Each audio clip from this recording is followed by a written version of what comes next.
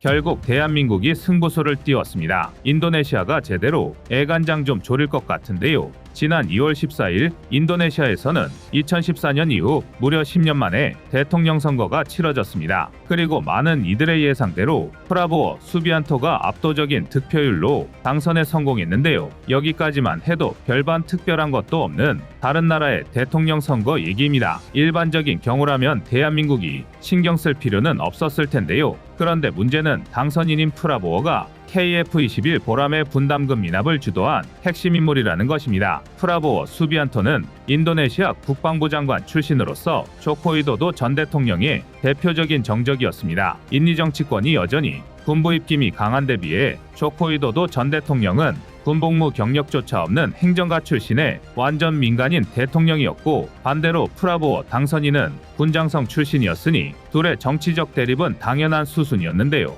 이에 프라보워 당선인은 자신의 정치적 기반인 국방 분야에서 조코위도도의 영향력을 줄이기 위해 KF21 분담금을 고의로 미납하는 등 업적 깎아내리기 작업을 계속해왔습니다. 대한민국 입장에서는 그런 인물이 인도네시아 차기 대통령으로 당선되었으니 꺼림칙할 만한데요. 오죽하면 일각에서는 프라보워의 당선으로 대한민국이 또 KF21 사업 유지를 두고 인리에 끌려다니는 것 아니냐는 주장까지 등장하고 있습니다. 설마 기술 유출 미수 사태까지 벌어졌는데 이번에도 인리를 냉철하게 손절하지 못하는 것 아니냐는 겁니다. 확실히 이 주장만 들으면 그럴듯하게 느껴지는데요. 그런데 실상은 정반대입니다. 결론부터 말해서 KF21 보람의 사업 유지의 열쇠는 오직 대한민국의 손에 들려 있습니다. 그래서 준비했습니다. 오늘은 인도네시아에 띄운 대한민국의 KF21 보람의 승부수에 대해 알려드리겠습니다.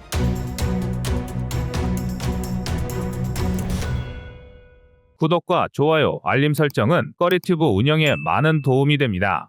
놀랍게도 대한민국의 호재가 된 건 이번에도 폴란드였습니다. 역시 어려울 때마다 한 건씩 해주는 것 같은데요. 무기체계 인도 일정에 대한 무리한 부탁에도 불구하고 폴란드의 안보 사정을 감안해 국내 소요분까지 GF 모델로 우선 공급한 보람이 느껴집니다. 그동안 인도네시아가 약 1조 원에 육박하는 KF21 보람의 분담금을 미납하는 등 배짱을 부릴 수 있었던 이유는 사실 간단합니다. 자신들 말고는 대안이 없었기 때문입니다. 아닌 게 아니라 KF21 개발 과정에서 인리의 역할은 전체 개발비의 20% 수준인 1조 7,663억 원을 납부하는 것 말고는 아무것도 없었습니다. 공동개발을 위해 기술을 공유한 것도 아니고 그렇다고 대한민국과 협력해 연구 개발을 진행한 것도 아니었는데요. 그런데도 대한민국은 인리를 손절할 수 없었습니다. 오죽하면 업계에서는 기껏해야 2조 원도 안 되는 금액 때문에 우리가 피땀 흘려 개발한 기술을 인리에 건네주느니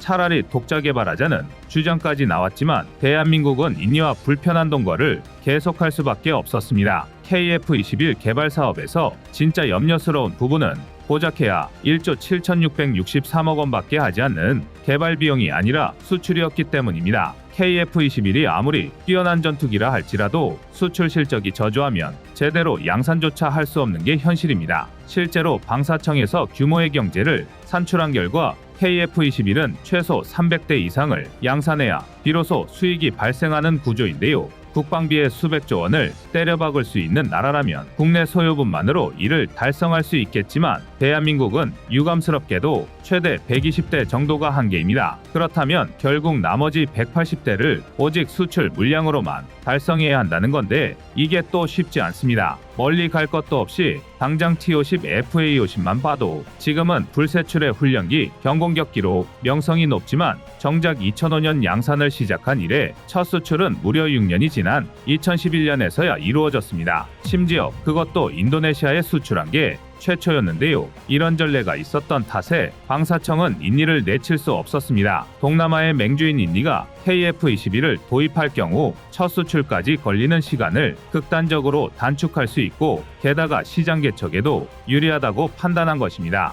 뿐만 아니라 인리 자체만으로도 현지에서 48대를 생산하겠다는 계획이었으니 일종의 보험 개념으로서도 인리를 손절할 수 없었는데요. 인리 입장에서는 어차피 아쉬운 건 대한민국인이 제멋대로 망나니 짓을 할 수 있었던 것입니다. 천불이 나는 일이지만 대한민국은 아직 후발주자로서 바잉파워가 부족한 탓에 감수해야만 하는 일이었습니다. 쉽게 말해 뭘 믿고 대한민국이 최초로 만든 전투기를 구입하겠는가는 걱정을 해소할 수 없었던 겁니다. 적어도 KF-21 보라매의 실기체가 공개되기 직전까지는 그랬는데요. 그런데 막상 KF-21 보라매가 초도 비행까지 성공하고 나자 상황이 완전히 뒤바뀌었습니다. KF-21의 종합적인 성능이 도저히 대한민국의 첫 국산 전투기라는 게 믿기지 않을 만큼 놀라웠던 것입니다. 미국의 이전 겁으로 걸림돌이라 생각했던 4대 핵심 기술은 오히려 독자 개발에 성공해 기술 성장이 훨씬 자유로워졌고 덩달아 동급 최고 수준의 스텔스 성능을 갖추면서 시제기 단계인 벌써부터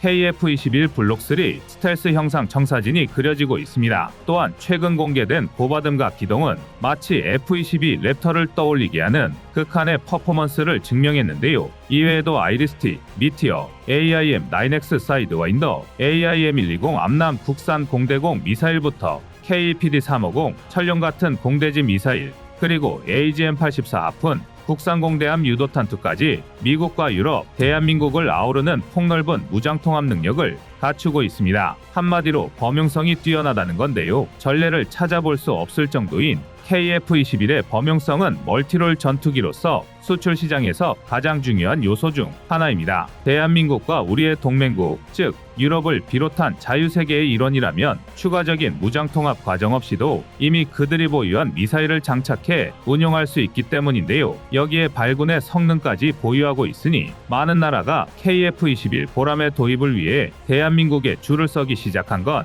인지상정의 일이었습니다. 특히 그 중에서도 폴란드는 2022년 한폴 방산계약 초창기부터 국영 방산기업 PGG의 입을 빌려 KF-21 사업 참여 의사를 공공연히 드러내왔습니다. 심지어 2026년으로 구체적인 날짜까지 언급하며 KF-21 양산이 시작된 이후 블록2 개발부터 대한민국과 함께하고 싶다고 제안했는데요. 폴란드의 국영 방산기업 PGG는 폴란드 내 무려 31개의 크고 작은 방위산업체가 연합한 거대 방산그룹입니다. PGG가 폴란드군의 현대화 프로그램에 핵심적인 역할을 담당하는 만큼 사실상 PGG를 거치지 않고 폴란드에 무기를 수출한다는 건 불가능한데요. 이런 PGG에서 먼저 공동개발을 제안했다는 건 사실상 대한민국의 승낙만을 기다린다는 말과 같았습니다. 그러나 당시 대한민국은 긍정적인 검토쯤으로 폴란드의 제안을 받아들였습니다. 어찌되었든 인니가 사업 참여 의지를 계속해서 보였기 때문인데요. 그러나 대한민국의 신뢰는 철저히 배신당했습니다. 이후 인니는 분담금 미납액이 천정부지로 쌓여가는데도 라팔,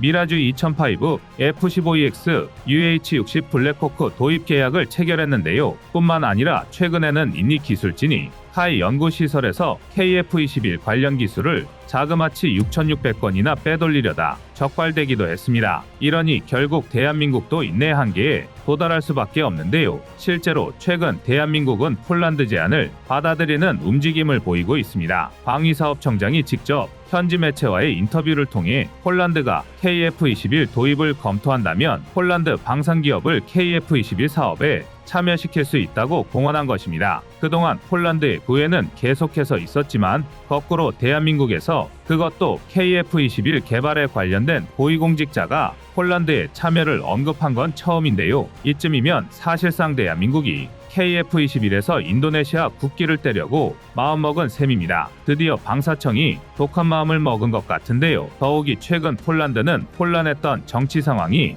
차츰 진정되면서 대한민국과의 무기체계 거래 중단 가능성을 일축하고 있습니다. 아무리 동거정부가 되었다 하더라도 자국 안보에 긍정적인 영향을 주고 있는 이상 대한민국과의 전략적 동맹을 유지하겠다는 건데요. 이에 대한 일환으로 당연히 대한민국과의 무기체계 거래 역시 기존안 그대로 유지할 것이라 밝혔습니다. 오히려 현재 폴란드와의 2차 행 계약이 답보 상태인 건 대한민국의 수출입 은행법 개정이 국회 계류 중인 탓이 큰데요. 상황이 이렇게 되자 졸지에 인니는 낙동강 오리알 신세가 되었습니다. KF-21 기술을 거저먹기 위해 대한민국과 되지도 않는 기싸움을 벌이며 온갖 허세를 부리다 제살만 파먹은 꼴인데요. 분담금은 미납하면서 온갖 곳을 찔러본 탓에 외교관계에서 인니의 신뢰도는 바닥을 찍고 있습니다. 실제로 업계에서는 프랑스와 미국조차 인니와의 계약 체결 당시 구체적인 대금 납부 계획을 요구했다는 소식이 퍼지고 있습니다. 이런 기조가 계속된다면 앞으로 인니는 외산 무기 체계 도입과 공동 개발에서 불리한 조건을 받아들일 수밖에 없게 될 텐데요.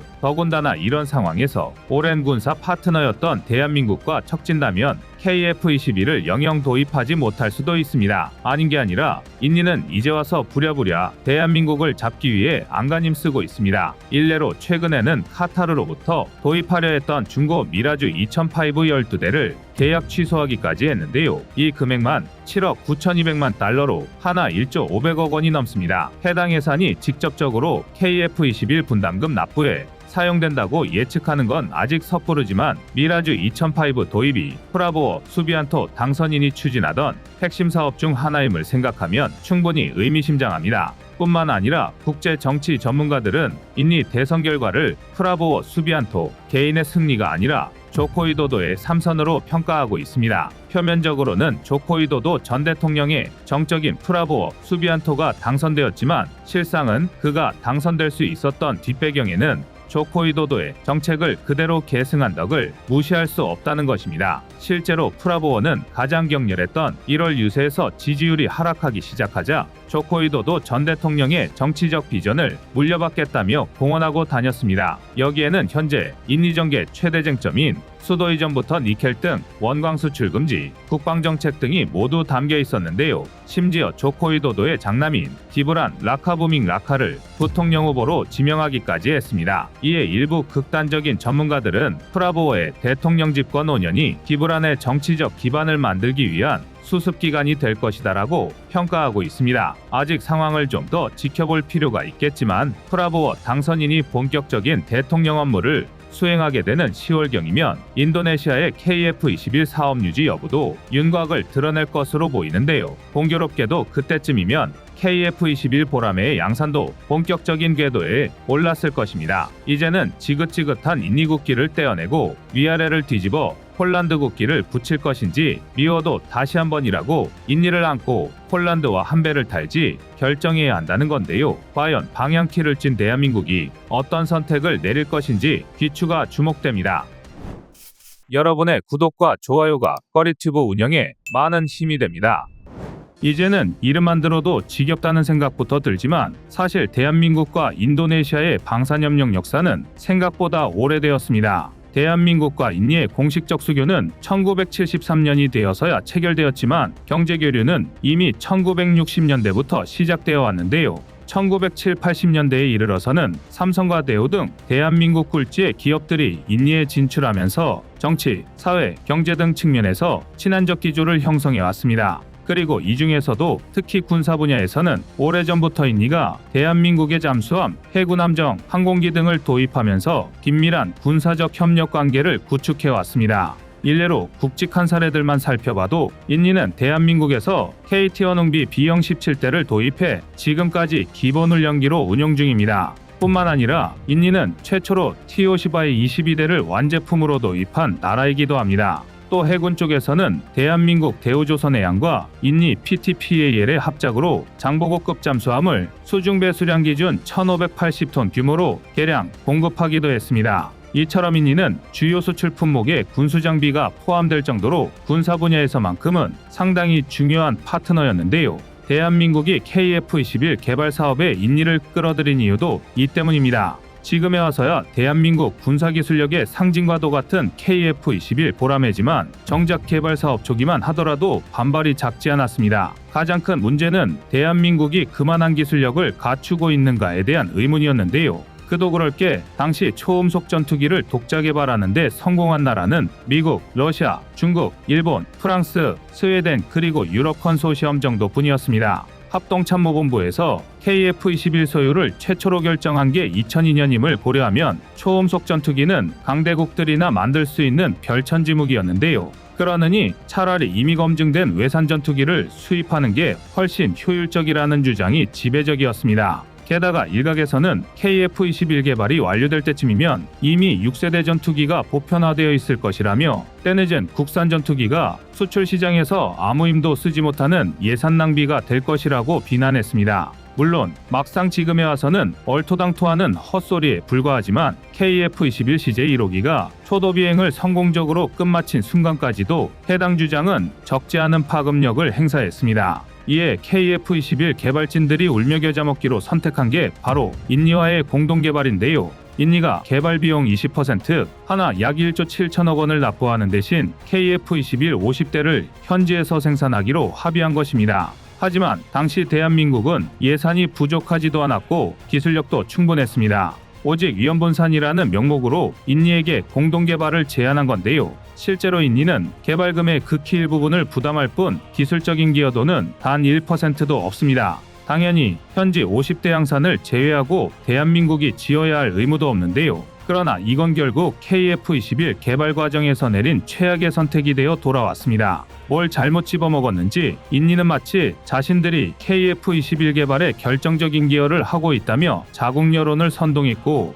그것도 모자라 대한민국이 수십 년간 쌓아온 전투기 개발 기술을 100% 이전하라며 억지를 부리기 시작한 것입니다. 뿐만 아니라 자신들 마음대로 KF-21 양산형을 개량하고 수출할 수 있는 권한까지 요구하고 있는데요. 이쯤이면 날강도도 혀를 내두를 정도로 말이 안 되는 억지 떼쓰기입니다. 이게 먹힐 거라고 생각한다는 게 신기할 지경인데요. 인니는 이런 터무니없는 주장을 빌미로 KF-21 시제 6호기의 초도 비행이 끝난 지금까지도 분담금을 미납 중입니다. 2023년 7월 현재 인도네시아가 납부해야 하는 금액은 여전히 8천억 원 이상 남아있는데요. 이마저도 2021년 재협상 과정에서 대한민국이 1천억 원의 금액을 제외해준 금액입니다. 2021년 인니는 정상회담에서 KF-21 CJ 1호기 출고식에 참석했으며 같은 해 4월에는 KF-21 개발을 끝까지 완주하기로 최종 합의했습니다. 실제로 동년 8월에는 KF-21 프로그램 복귀를 선언하고 코로나19 핑계를 대며 남은 분담금의 30%를 석유, 천연가스, 고무 등의 현물 70%를 현금으로 납부하겠다며 재협상을 벌였습니다.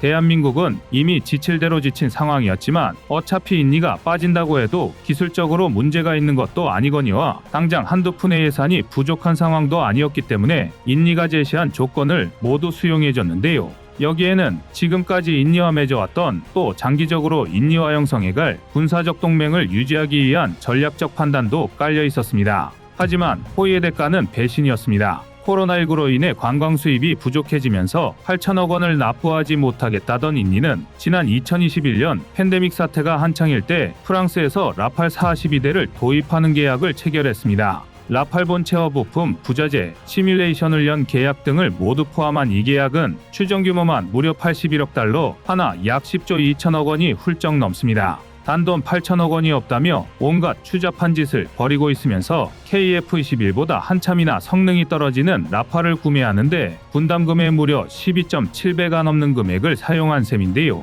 여기까지만 해도 기가 차서 말이 안 나오지만 심지어 여기서 끝이 아닙니다. 지난 6월 초 현지 매체가 보도한 국방부의 성명에 의하면 인니는 라팔을 위한 기종훈련의 목적으로 카타르에서 중고 미라주 2005 12대를 7억 9,300만 달러, 하나 약 1조 원에 인수할 예정입니다. 실제로 인니 공군은 이미 재무부를 통해 예산 지원까지 받은 것으로 밝혀졌는데요. 라팔의 개발사인 프랑스 다소가 만든 미라주 2000은 자주 F-16과 비견될 만큼 준수한 전투기지만 1980년대 실전 배치를 시작해 총 수출 물량이 286대에 불과한 구식 전투기입니다. 이로 인해 지금도 프랑스를 비롯해 인도, UAE, 대만, 그리스, 이집트, 페루 등에서 현역으로 운용하고 있지만 대부분 부품난과 절망적인 유지비 때문에 폐역을 준비 중인데요. 이런 고물딱지를 1조 원이나 주고 도입한다는 건 도무지 정상적인 상식 수준으로 이해하기 어렵습니다. 오죽하면 2024년 인도네시아 대선 출마를 예고한 프라보워 수비안토 국방부 장관이 선거에 필요한 비자금을 비축할 속셈으로 라팔, 미라주를 개발한 프랑스 다소와 뒷거래했다는 주장까지 나오고 있습니다.